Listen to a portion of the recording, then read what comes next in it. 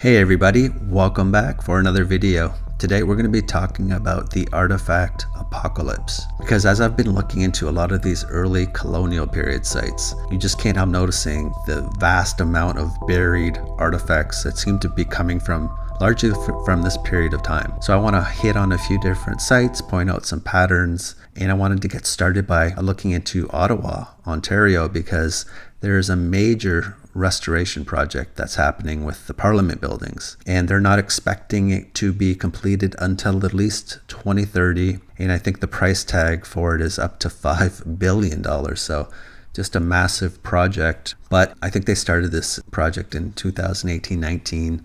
So early on in the process, they actually found the remnants of a military complex that predates both Confederation and the founding of Ottawa. So I think Ottawa was incorporated in 1855. So this predates that. So we're talking early 1800s, but they're finding all these buried structures, barracks, and a lot of artifacts. Now we're told that these were demolished intentionally to make way for the future Parliament building. That sounds reasonable. Normally I wouldn't think twice about that, but because of the pattern that I've been observing, I'm dubious of that explanation, and I'll go into more of why I think that. But with regards to all these artifacts, a more recent dig in and around the Parliament building uncovered over 200,000 artifacts during this one particular dig, and I guess they date back, or at least some of them date back to 1827, so very early on. But they're finding just a lot of artifacts, and sometimes like personal items, things that you wouldn't leave behind.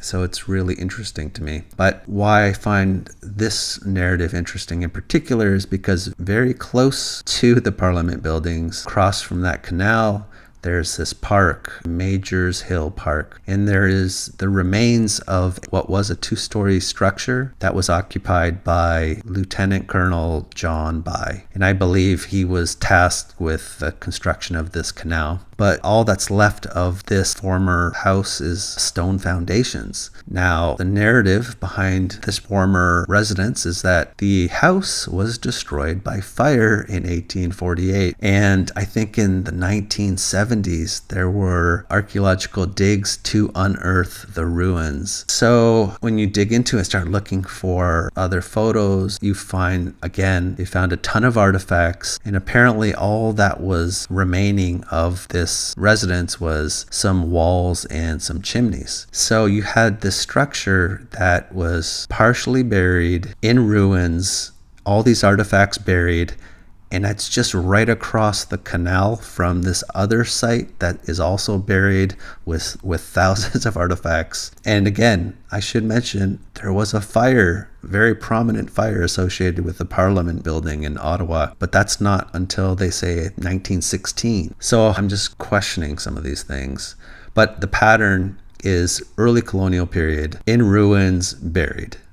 A lot of artifacts. So I thought that was pretty interesting. But another site that I wanted to touch on in Washington State, a former Hudson Bay Trading Company site, Fort Vancouver. This fort, which would have been a major hub for the Hudson Bay Trading Company, it was, we're told, burned to the ground in 1866, and it is largely buried. And there have been archaeological excavations for decades, but I believe they've cataloged over 2 million artifacts as a result of their excavations. So you have this site that it's largely buried. We're told this place burned to the ground, and there's some sketches of it, but I think it's older than we're being told, and it's just this repetitive pattern associated with the colonial period. And what else I wanted to mention with regards to this site is that there was a village close to the fort itself, and apparently even the early brickyards have long since been built over with houses and TGI Fridays. So even the brickyards are buried. So everything just seems to be buried, and we're told it's all from early to mid 1800s, but I think this stuff is older than we're being told. And I wanted to jump to New Zealand because I think there is plans for a new stadium, and I think they just started with the early phases of it, but it's in Christchurch in New Zealand. So before they started with their preparations, they were doing archaeological digs, and they've been uncovering thousands of artifacts. Almost 200 boxes of artifacts have been unearthed at this site, and yeah, as mentioned, thousands of 19th century artifacts. But what else I wanted to mention was at this site they found remnants of brick chimney places. Well, where have I heard that one before? If you go back to Melbourne in Australia, they've been finding a lot of these buried red brick fireplaces. And again, Melbourne, we're told that they actually raised the street levels. People forgot about it. This phenomenon was rediscovered in 2017, but they're finding all these buried brick fireplaces because the street levels were raised. So what's going on? And in 2022, I believe, they found another one of these buried blocks, and they found some more of these red brick fireplaces. And I think they found, in this case, 2 of these red brick fireplaces. This was again in Melbourne. And I did a video where I was talking about Hobart in Tasmania. Underneath a car park, they found another early colonial period site. They're saying it was a sub-level, but it also had multiple red brick fireplaces. So I guess what I'm speculating or wondering is, was this actually the ground level at one point? And just like it was in Melbourne, we're told this was actually the ground level, and they raised the street levels. So I'm wondering if that's what's happening with Hobart and Christchurch. Now, what else I wanted to mention is that before we get on to the second topic is in 2016, back in Melbourne, Australia, there was another archaeological excavation at this site of this former hotel called the Mistletoe Hotel, and they found upwards of 250,000 artifacts in this former pub site. So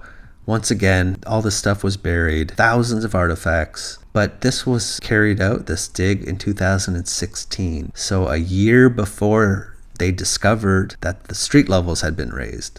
So every sub-level was assumed to be like a cellar. But it turns out that those sub-levels were actually the ground floor at one point. So I have a 20+ second video clip where they're talking about the excavations on this site, and the person is talking about how all the artifacts have been hidden in the cellar. So I'm going to play that for you now. It's kind of funny. It's been painstaking work, digging into the sordid past of one of Melbourne's first hotels. The team hasn't been disappointed, uncovering a treasure trove of artefacts from a bygone era. Proof Melbourne's always had a dark side, this gun handle hints at the violent times of early settlement. It was found hidden away in the cellar of the pub, so it's like someone's tried to conceal it or hide it.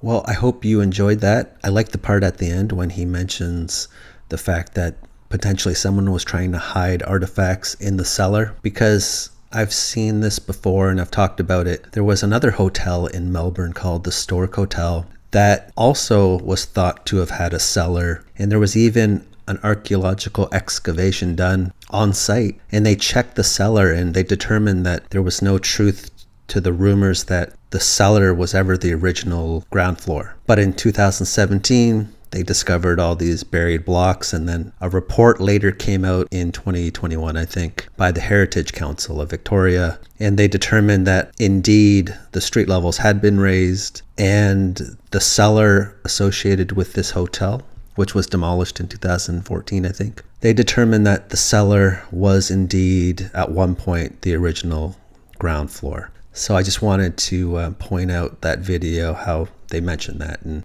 we have a track record of cellars being misidentified. So I just wanted to mention that. And also, I've seen this at other sites like historic Jamestown in Virginia. They find a lot of cellars with thousands of artifacts. There are many cellars being found, and I think potentially with some of these historic sites, early colonial period, I think some of these cellars aren't cellars. They're potentially the original ground floor. So I just wanted to hit on that point briefly.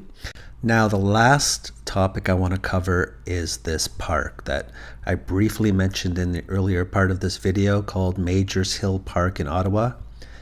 I came across an interesting article talking about solar alignments that might be represented within the park itself, or at least pointing to a solar alignment. So as I was reading it, there was this amateur historian pointing out some interesting features, such as this oval, and it almost appears there's this runway which seems to be in line with another runway. And he goes on to say that on the summer solstice, the longest day of the year, if you're standing in this one spot within the oval, and if you look along this certain path that's laid out with these two features, you actually will observe the setting sun. And not only is there these two features, but there's actually a third feature in direct alignment with these first two, and it's a monument, and it's the Samuel de Champlain monument or statue. And that's really interesting because of Champlain's connections potentially. And the statue is actually holding this astrolabe, and there's a lot of mystery surrounding this artifact itself, because apparently it was lost at one point, found over 250 years later, and it has some interesting details with regards to its past, and people are questioning the actual authenticity of the history of this astrolabe. And you can read this if you are interested. But this artifact has been vaulted to a position in Canadian history, and to the point where, even though I know space isn't quite what they're saying, there are articles talking about these astronauts taking this artifact into orbit. So it's sort of been exalted, even though its origins are a bit murky. And the amateur historian that was featured in the article, he's got his own blog called Ottawa Rewind, and he did some research, and I guess apparently Samuel de Champlain might have been a Knights Templar. So the symbolism of him holding this astrolabe, which looks a lot like one of their main symbols, that could be a key component as to why there are all these alignments. And I guess he's even holding this astrolabe upside down. I just wanted to mention that. And one thing I should point out is the features in this park probably would have been designed after the 1970s, when there were archaeological excavations. So they would have been more recent. And I think this monument was unveiled in 1925, but I think it was created in 1915. So there's a good 50, 60 years at least difference between the creation of these various features. So we're looking at a lot of forethought. And the second thing I wanted to mention with regards to some of the features in this park is just the ovals themselves. Whenever I see like an oval and the mention of solar alignments, I just think of the Serpent Mound in Ohio. And not only that, but you've got the oval, and you've got these undulations, and these are just some depictions of the Serpent Mound at various points. But why I think this is interesting is because this area, it's actually closed for redevelopment. And I guess they're going to move the statue, the monument, from its original location.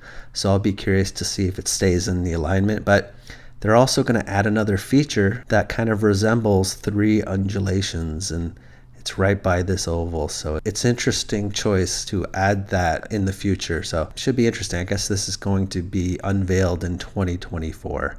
And the only other thing I want to mention is this monument is sitting on top of this rock formation. And when you look at the Serpent Mound, I guess it's sitting on top of a rock outcropping as well. So very interesting. That's all I wanted to say. I guess I'll leave it here for today. Let me give a big shout out to all my patrons. I really appreciate all your help and support. Couldn't do it without you, so thank you very much.